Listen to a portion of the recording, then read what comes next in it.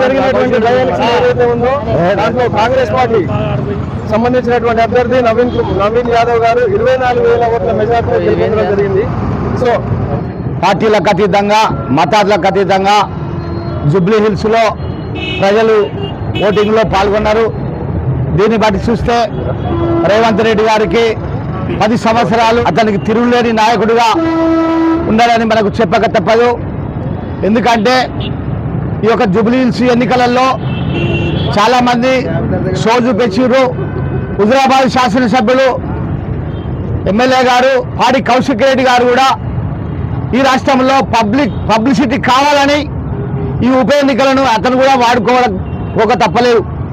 సరే, ఆయన హుజరాబాద్లో గెలిచిందంటే మరి సామాన్యంగా గెలిచినాడు కాదు, నేను చనిపోతానంటే మరి ప్రజలను మభ్యపెట్టి గెలిచిండు. సరే, ఆయన గెలిచిండు, ఎమ్మెల్యేగా 1000 కోట్లు తీసుకురాలేదు. కానీ మరి జూబ్లీ హిల్స్లో ప్రచారం కొరకు ఎన్నో సాధనాలు ఏర్పాటు చేసుకొని అక్కడ కూడా ఫెయిల్ అయ్యిండు.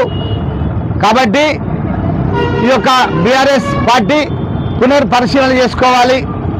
కాంగ్రెస్ పార్టీకి రేవంత్ రెడ్డి మరి ఆయన ప్రామాణికంగా ఈ ప్రజలకు ఏర్పడ్డాడు. కాబట్టి ఈ యొక్క అట్టడుగు వర్గాలకు ముఖ్యంగా కూపన్ కార్డు లేని వారికి 6 పథకాలలో కూడా నేనే చెప్తున్నా, ఈ 2 సంవత్సరాలలో నాకు 12,000 రూపాయలు అంటే నెలకు 5,000 రూపాయలు కరెంటు బిల్లు నాకు ఆదా అవుతున్నది.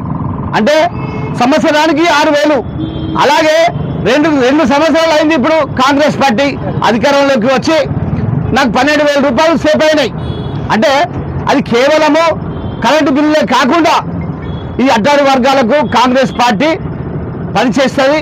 ఇంకా ముందు కూడా ఈ యొక్క స్థానిక సంస్థలలో కావచ్చు, పంచాయతీరాజ్లో కావచ్చు, అలాగే ఎప్పుడైనా కాంగ్రెస్ పార్టీ జెండా ఈ తెలంగాణలో ఎగురుతుంది.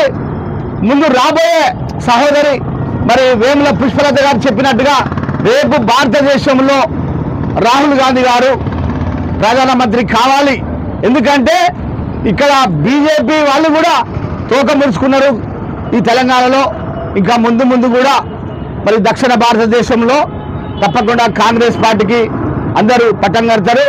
అలాగే దేశమంతా కూడా విస్తరించి రాహుల్ గాంధీ గారిని మనం ప్రధానమంత్రిగా చూస్తాం. రేవంత్ రెడ్డి గారికి 10 సంవత్సరాలు డోకాలేదు. ఈ అవకాశం ఇచ్చినటువంటి మీడియా మిత్రులకు నా యొక్క కృతజ్ఞతలు. జై కాంగ్రెస్, జై ప్రణవన్న. కాంగ్రెస్ పార్టీకి డిపాజిట్ రాదన్నారు, మళ్ళీ నేనేమో దొంగోట్లు వేసుకొని గెలిచేటువంటి ప్రయత్నం చేస్తా ఉన్నా అని చెప్పేసి అన్నారు. మీరు దానికి ఏం చెప్పాలనుకుంటున్నారు? దొంగోట్లు వేసుకునేది మేం కాదు, వాళ్ళకు ఉన్నది కావచ్చు అటువంటి బుద్ధి, కానీ మాకైతే కాంగ్రెస్ పార్టీ వాళ్ళకి లేదు. ఖచ్చితంగా ఎక్కడ కూడా దొంగోట్లు. కౌశిక్ రెడ్డి గారికి మేము ఇచ్చే ఒకటే సలహా, వాళ్ళ క్యాండిడేట్లను వాళ్ళ చేసేటువంటి పనులు ఏంటి వాళ్ళని తెలుసుకోమనండి.